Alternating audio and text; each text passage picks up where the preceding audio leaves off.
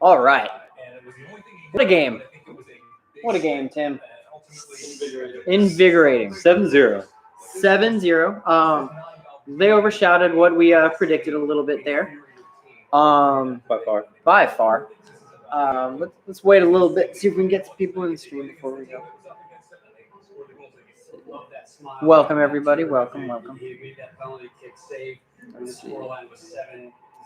was about all he had to do, Owen. That's a good thing for the U.S. program. Yeah, really good thing, and Lex alluded to it. But part of this game is also about mentality. How do you shine in the moments when you're not called on for pretty much majority of the game, and you have one big play to make, and that's going to set up. Oh, duh. Credit to the rest of the team as well. And it's Bam. games like this, and sometimes Whoa. too much, become lethargic, especially as subs become. So what a game that was, Tim. David. Whoa. Yeah, pretty exciting. So a lot of first-time goal scorers. A lot of, man of the match, I think, is kind of obvious, is it not? Yeah. 2 goals and 3 assists. 2 goals and 3 assists. We scored 5. So Ferreira was kind of insane, in my opinion. And in his debut game for the national team, 2 goals and 3 assists. This might be the greatest debut ever for a player and for the United States national team. I don't think anyone's ever done anything like this, to where it's been 2 goals and 3 assists. Yeah, it was pretty nuts. I'm proud of the team. 7-0 is not something that I expected. Offensive wise, they were perfect. Defensive wise, they did everything I guess that they needed to do. Kept a clean sheet. Yeah, kept a clean sheet because of a penalty save. Yeah. So Matt Turner's really only challenge in the whole game. The only shot that Trinidad and Tobago had was the penalty that we gave up in the second half, and Matt Turner stepped up and saved it, and wasn't that great at the penalty, but still, it was still a decent save to where he had to get down to his right side relatively quickly to get down and save it. But that's great for him. And it's not easy, especially for a keeper whose only time they touch the ball is when the center back is passing the ball back and they're just passing, to where you have no shots. Like, you're not really being challenged throughout the whole 90-minute game. For sure. And for him to be able to step up like that and save a penalty for really your only, big moment of the game. In a 7-0 really game, impressive. You get tired back there. So yeah. It definitely impressive on his part. The one challenge he had in the game, he stepped up to it and helped keep the clean sheet for the team. So impressed with Matt Turner saving the penalty. Obviously, whenever you save a penalty kick, it's going to be exciting.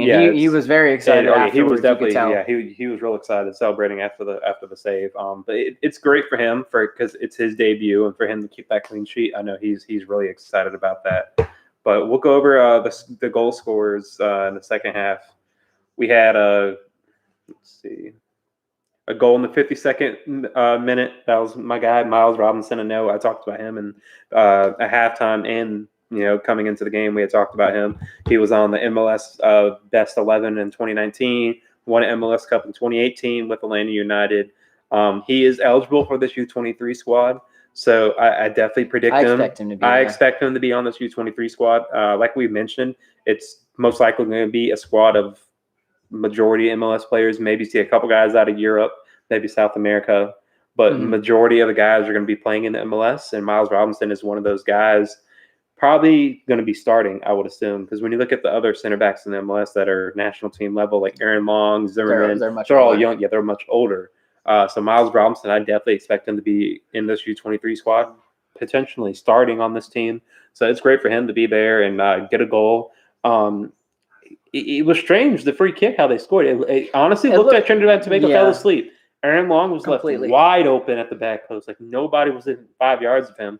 And he just heads it back across goal, and Robinson's right there on wide top. Open as well. So I don't know how you get 2 men wide open in the 18 on a set piece. And 2 center backs who are each 6'2". I don't know how you missed that. Like, they're not small guys. They just forgot. I don't know if they just didn't know the ball was kicked, but it was an easy goal. Like, it's not going to get any easier for Miles Robinson. But it looked easy for the United States a lot of this game, I have to say. Yeah. And all respect to Trinidad and Tobago, they kept us out of the World Cup the last go around. We've had games against them where we blew them out. We've had games against them where they're full on competitive. This was not Trinidad at their best. No, definitely not. And we can't expect, as American fans and as like the players as well, they know that the next time we go out against them, they can't expect something like this to happen because it's not going to happen, and they're going to be ready to go. And obviously, like, you get beat. And, if you watch the entire second half, you'll know that Trinidad and Tobago figured it out a little bit defensively. We didn't score, the last 30 minutes, I believe? So had a goal in the 52nd minute, another goal in the 55th minute with Jonathan Lewis getting his second goal of the game. And then the last goal of the game was Knocked in the 62nd minute when it was Pereira again getting his second goal, and that's when he got a second goal, and he has 3 assists with Ariel getting the assist. So that goal was in the 62nd minute. After that was it. That was so arguably the next 30 minutes of game time, there was no goals, and like you mentioned, that's after Trinidad made some subs. The United States did make some Our subs were not impactful whatsoever. No, I have to say. So 65th minute, we brought in Mueller, DK, Christian Rodon, and Bello. And George Bello, yeah.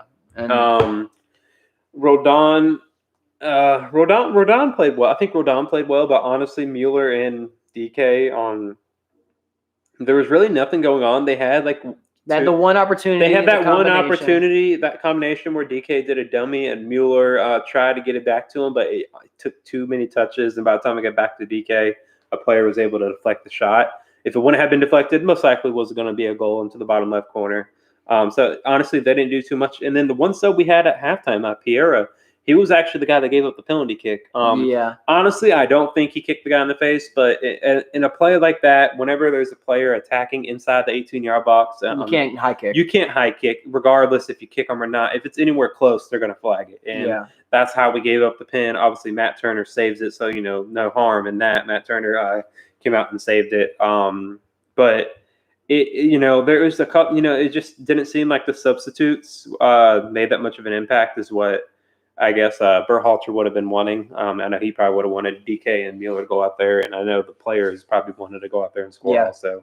Well, I mean, we were only we were one goal. If we had scored another goal, it would have been the worst loss for Trinidad and Tobago. Yep, we tied it. And then if we so the United States' biggest win is also 8-0, I believe. So if we had scored another goal, we would have tied the biggest win in the United States history. So when we were up 7 with about a half hour left, I kind of thought that was coming. Also, kind of just a cool stat going off of this game. It is the first game that the United States has had where 3 players all got 2 goals.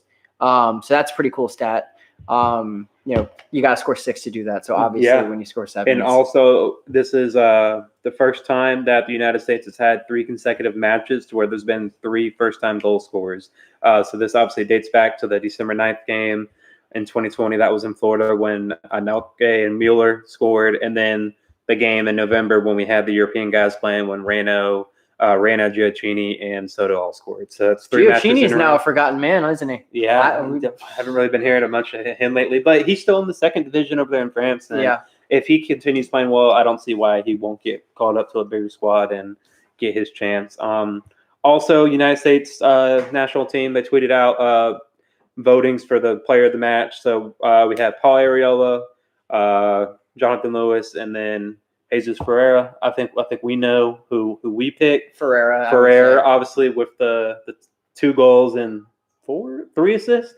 And when you contribute to 5 of 7 goals in a match, he was. I mean, you're not going to have that. Messi probably doesn't have a game where he had 2 goals and 3 assists in it. If I'm being honest with you, so I'm not comparing him to Messi. Messi or also like that. never played Trinidad and Tobago, but I mean, it doesn't. I mean, at the end of the day, it's still professional soccer. It's on the international level, and especially on his debut, I know he couldn't have dreamed. Oh no, he wouldn't have asked for more. That was I know he was probably coming to this game. All right, let me get a goal. Let me get an assist. He did not think in the 3 morning assists. He'd get an assist today. He'd probably be happy. Yeah, he did not think 2 goals, 3 assists. No, and I know he's. I think when you look at it, I think he was the player that impressed me the most. I also think Sam Vines looked excellent at the left back position.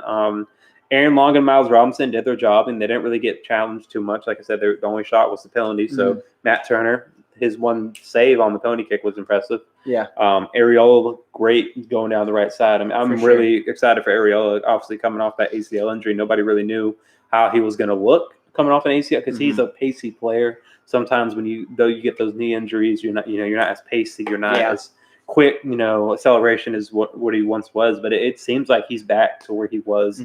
And he was flying up and down that right flank the whole game. I want to hit this question that we've got in the chat. Who do you think most improved their chances of making the squad from the game today? I'm going to say Robinson, personally. I think the defense was really good, and him knocking that goal in really helps. I mean, of making the main squad, I don't think Ferreira's really on the eye of anybody right now. So he's in the conversation, but did anybody get themselves a spot today? I think Matt Turner probably. I think Matt Turner is the second goalkeeper right now. I think Stefan's the number one, and Matt Turner is that number two guy. I think he's in front of Horvath and whoever else we got in the MLS. I think Turner is that second guy. Sean Johnson. Yeah, and I think Turner could have potentially a chance to, say, hey, let me get a chance at that number one spot. But especially with the more games coming up and travel restrictions, we can expect to see more Matt Turner and maybe Zach Steffen not getting the ability to leave Man City to come to the United States to play in games, to where Matt Turner would be given that challenge, that ability. So if Turner's getting more chances to play and he's clean sheet after clean sheet after clean sheet, I don't see why he can't be the number one keeper for the United States. Totally. I mean, it makes a lot of sense. I would totally agree. It was just a great game for us to watch. We'll probably try other little things with the live. Maybe we'll keep the camera on for the live game because we got pretty amped when we scored that early on in the game. I believe, it was a minute and a half, 2 minutes. Yeah, it was like 2 minutes in. And we're making a thing of that apparently. Scoring goals early with what they did to El Salvador. Also, first time in U.S. history that we scored 5 goals in 3 straight matches. Yeah. Granted, Panama, El Salvador, Trinidad, and Tobago with whatever you want to call it, their B team that they had out there today. 7 goals is 7 goals. It is. Against anybody. I mean, in 90 minutes, you're scoring a goal every 12. So proud of the team. We love to keep it going. We have. I mean, there's so many games coming up this year. We got the U23 Olympic qualifying coming up in March. We would love to continue to do these live streams and do them throughout the Olympic qualifying. We can definitely expect, the dates to come out relatively soon, as February is tomorrow. Yeah. A squad will most likely be coming out at some point late February, early March. And it's going to be fun to be able to predict this lineup. Depending on those dates would be when we figure out how early we could get a squad, because they want some kind of camp, I would think, before. Yeah, definitely going to run a camp. But yeah, we'd definitely look forward to doing this again for the Olympic qualifying, and then Nations League, Gold Cup, and then the big World Cup qualifying towards the end of summer into fall of this year. So there's a lot of exciting games and matches coming up this year for the national team, and we can't wait to continue. For sure. Well, final score 7-0. Obvious man of the match, Ferreira. Yep. 2 goals, 3 assists.